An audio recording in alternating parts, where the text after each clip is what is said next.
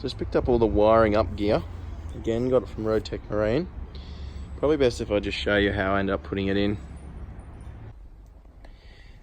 So I want to be able to isolate the whole thing if I want. So I've got a good isolator. That's going to go there. Positive to that. Then we've got the positive lead that goes around and up to where it should. So I'm going to do the rigging up of these gauges now. I think the best thing to do is just cut them all out of this shroud and do one at a time. So they're just a direct swap over.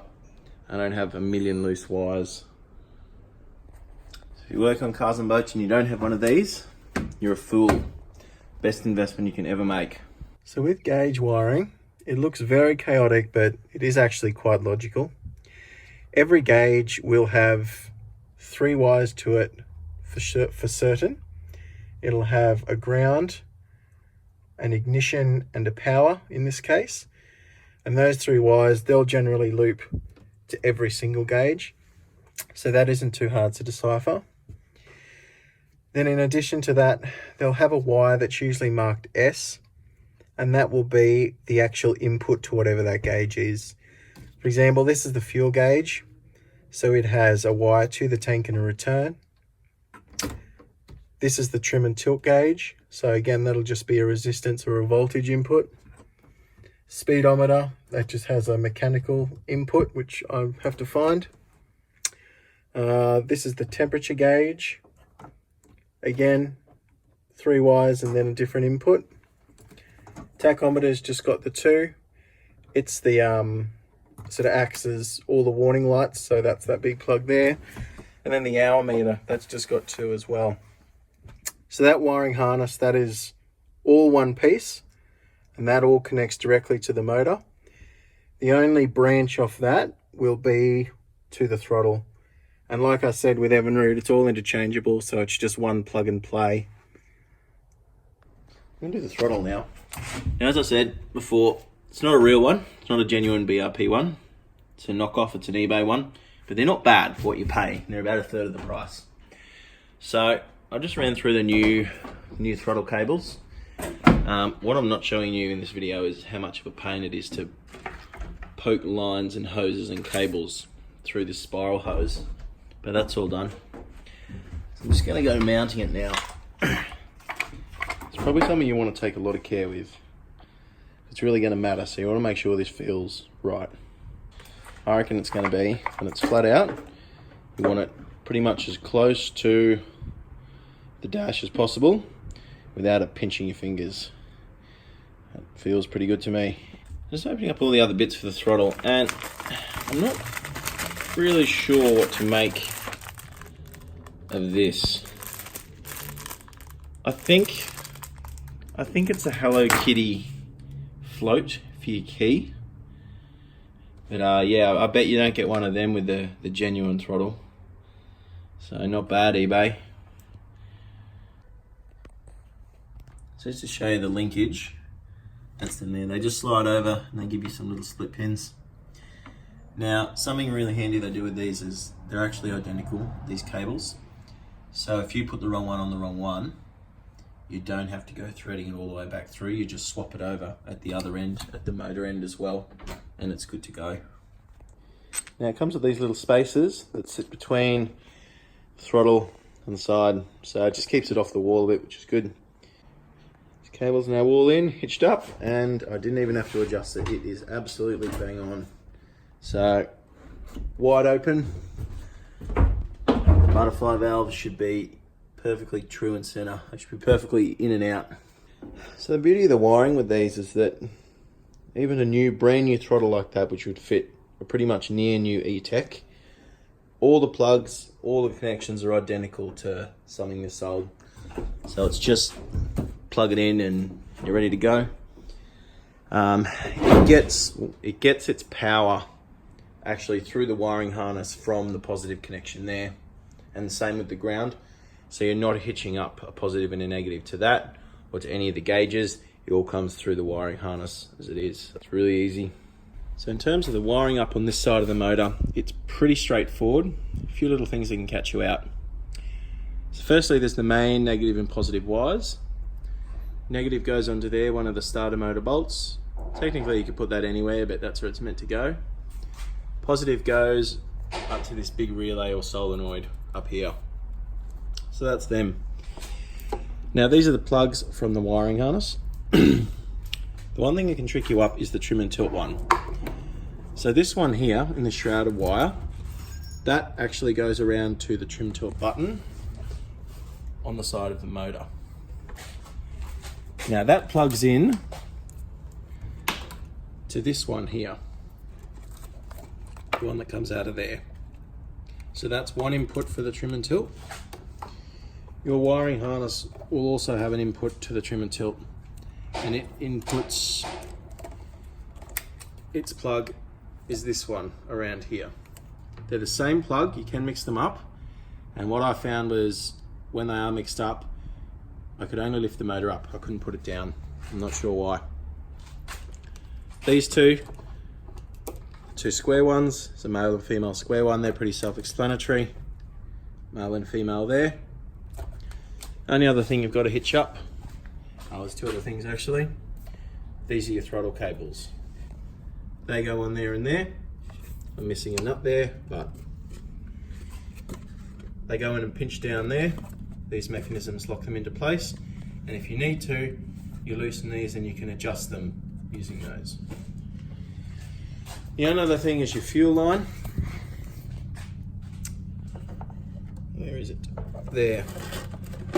Fuel line, which is my grey and red stripe line, comes around and mates into this input here. So that's the input to the back of this device here. Now I spoke about it before. The other input into this device, the front one, that's actually your oil in. Now we're not using the VRO pump because they're unreliable. Well, I think they are. So ours is just blanked off with a bolt. But if you have the oil can in the boat, your oil will be plumbed in there. That's about it really. There's a couple of other little wires we'll have to run up later on. Temperature sensor included, but that's about it. So I got the steering kit this morning. What I thought was a nice steering wheel. Now, I can't remember the name of this one. It's a Hydrive kit. I think it's the Com Kit 1. Now, it is only recommended for a 200 horsepower, but I think most of that is going to be to do with the weight of the boat, not just the power of the motor. I think a big boat in a 150 will have a far more stress steering system than my boat with a 250. So I went with the small one. It's about $300 cheaper as well. So we assemble it like this and put this thing on, put a bit of grease on the end of it, and we're sliding it into the right hand side. So once that side's done and in, then slide this side in there, and as we slide it into here, run it over the end of this thread. Now, it did say to have this assembly on the other side of the motor, but my thread on that side's buggered. I actually had to grind it off.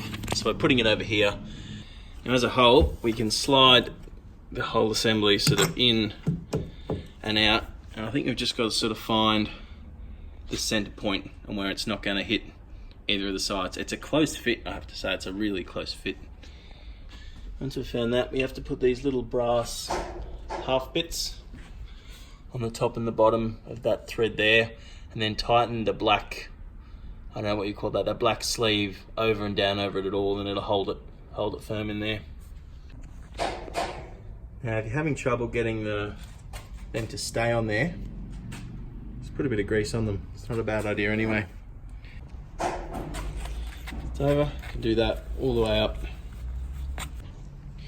Once that's done up, there is a grub screw that can go in, I think, any of these 4 holes here. So there's 2 holes in this. The inner one had a plastic bung in it. It's more centered with the inner one, so that's what I'm using. Got to push in these little inserts, top and bottom. Again, a bit of grease on there to help them stick in there. Now this whole pack was scattered with very many stern warnings about Loctite and torque specs. I'm probably going to adhere to them. They give you a little thing of Loctite as well. That's going in and everywhere. So I've screwed in these T-pieces. Now, it didn't explain it very well, but this side here, it's just a breathe a bleeding port. This one's where the actual hose comes out of, so that's where mine are going to come out of, so they're both facing that way. You have to use Loctite for both of them.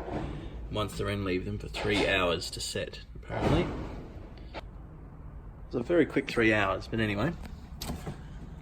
So they come with these nuts screwed onto them. That's just loosely in there. Take them off, fit them onto the pipe first, and then this little thing, I think they called it a wedge. Put it all the way to the bottom. Wedge goes in. Apparently once you get to the bottom, you've got to pull it out 1 mil.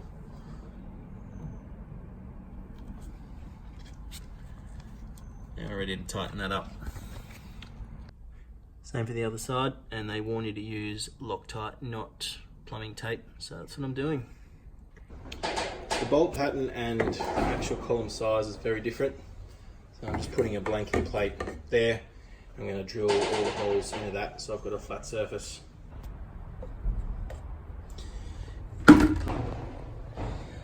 So that arrow is where the bleed screw has to go, which is up.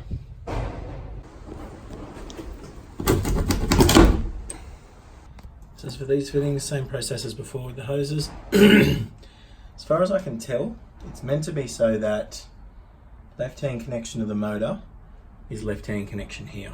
That's what it says. I mean, you should see if that's actually the case. Very tidy. Let's just pray they're the right way around. So now I'm going to bleed the whole system. I just used a water bottle. You've got to keep, they give you these plastic tubes, and you've got to keep the end of it submersed in oil when you're actually turning it. So that's how I do it. Up the front here, they give you this as well. And they give you a little screw-in nipple to put on there. So that hitched up, we pierce the top of this, and it should start to fill the pump end of it. Rather than crack a line on the back of it, I'm just going to keep it elevated like that. Cracked this nut.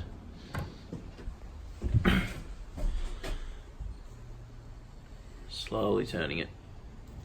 Just can't let it empty out the oil bottle, so I have cut a hole in the top and topped it up.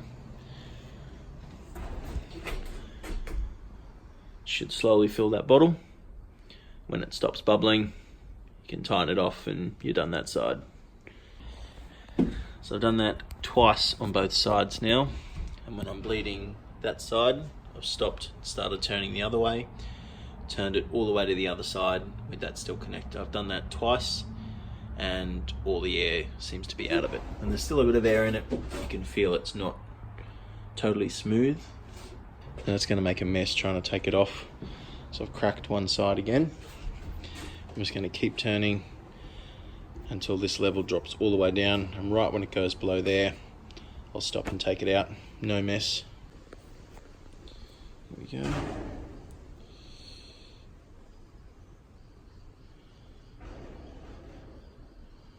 Stop right there. It's getting pretty late. I'm just setting up the filter now. One thing I thought I'd mention about it is you've got to put a bit of plumbing tape on each of these fittings. You can run up to 2 inputs or 2 outputs, or either or.